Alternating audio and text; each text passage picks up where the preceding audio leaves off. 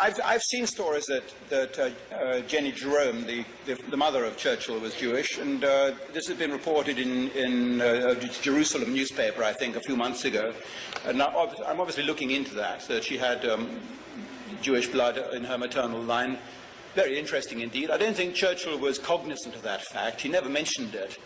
But what is interesting are his links with the Jewish community, which I'll go into in a little bit of detail here. Because they've not been gone into by any of the other Churchill biographers, for obvious reason. In particular, the main authorised Churchill biographer, Martin Gilbert, hasn't gone into it for the simple reason that he's one himself, and he doesn't want to harp on that fact.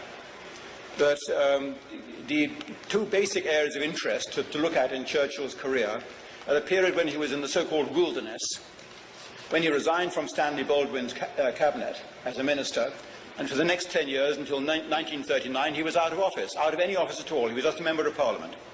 So all he had was his salary as a member of Parliament and his rather pitiful earnings as a journalist, and yet somehow he managed to support an enormous country estate, which cost a very large sum of money to support, with all the gardeners and the nurseries, and the nurses and the nannies and the cooks and the housekeepers and all the rest of it. He had a private staff of sometimes 20 or 30 people, all supported on his salary as a member of Parliament, which was at that time £500 per annum, $750 a year, or $2,000 actually, because at that time I think it was $4 to the pound.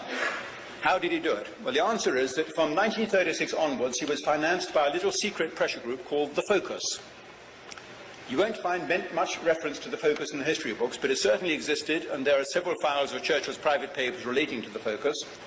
The Focus was a group of perhaps 30 or 40 leading British industrialists and bankers and former politicians who decided that Churchill was worth keeping afloat, and they funded him. They weren't all Jews. They were primarily Jewish, but there were also left-wing socialists and left-wing conservative members of Parliament who all decided to keep him afloat. In July 1936, the then chairman of the of the Shell Petroleum Company wrote out a cheque for Churchill of the order of £40,000, which in modern day money would be probably about $700,000, and gave it to him as a gift. He was Jewish. It was a Jewish gift to Churchill, and the intention was that Churchill, they bought him. He became the Pied Piper from that moment on. And the one who pays the piper calls the tune. If you look at the events as they really happened, until 1936, he hardly gave Germany a passing mention in his speeches and writings. Other things were more important. From 1936 onwards, he began beating the anti-Nazi, anti-German drum. And at that time, there was a great deal of pro-German sentiment in Britain, as witnessed the behaviour of the Duke of Windsor, the King.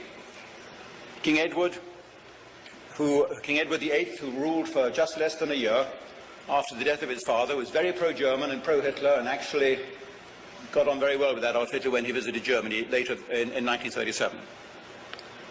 He was forced to abdicate by the same lobby, but it was this lobby which was financing Churchill from 1936 onwards, and which finally manoeuvred and engineered his introduction into the cabinet in 1939, and finally his taking over as Prime Minister in 1940. He fought a war that Britain had no real interest in. And I've repeatedly said this. Any logical perception of World War II now, looking back after 50 years, screams to the high heavens. And we can see quite clearly that we should have said to the Poles in 1939, you've got a problem with the Germans, sort it out yourself. We should have said to the Jews, you've got a problem with the Nazis, sort it out yourself. It's no concern of Britain and the British Empire. We've got other fish to fry. That's what we should have said. Churchill, unfortunately, was beholden to these people, and he had no alternative. So in 1940, when we had a choice put to us of accepting the very generous peace offer that was put to us, which has been concealed from the history books by the Germans, or of fighting a totally senseless war onwards, Churchill took the wrong turning and bankrupted Britain and ruined the British Empire. I first said this in my book, Churchill's War, in 1987, and now 5 other major historians have said the same thing. This has now become known as the revisionist line of history of the Second World War, and I'm the one who actually opened up that path, making people think the unthinkable, looking at the alternative route that we could have taken in 1940. In 1941, just to end this, it becomes very interesting indeed, because the Weizmann papers, which are the papers of Chaim Weizmann, who was the first president of the State of Israel, and he was the leader of the international Zionist movement throughout World War II. The Weizmann archives, foolishly or wisely, gave me complete access to all the Weizmann correspondence with Churchill. And in the Weizmann archives, all Churchill's correspondence with Weizmann throughout the war years and before the war, and all his notes on his meetings with Churchill. And I'm only going to mention one of those letters here. It's a letter written by Chaim Weizmann, the leader of the Zionist movement, at that time living in the United States, to Winston Churchill in September 1941, 3 months before Pearl Harbor, when Churchill is frantically trying to claw the United States into his war, because that's his only salvation. And Weizmann writes to Churchill a letter which he says, Mr. Prime Minister, unless you grant us what we want, which is the creation of a Jewish army in the Middle East, with our own arsenal and our own weapons and our own uniform and our own flag, unless you grant us what we want, then you are not going to win us over. And let me tell you what we will do if you do grant us what we want.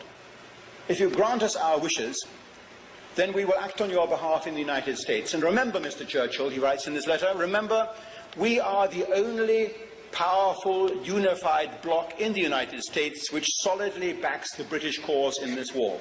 September 1941. Everybody else is basically isolationist. We are the only ethnic, unified group which solidly backs the British cause. We are the only people who are in a position to bring the United States into this war.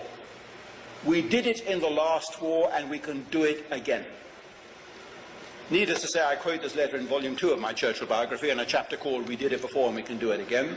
And I don't expect to get any applause from the newspaper community in Britain for having revealed this letter, but I think it's a very telling document.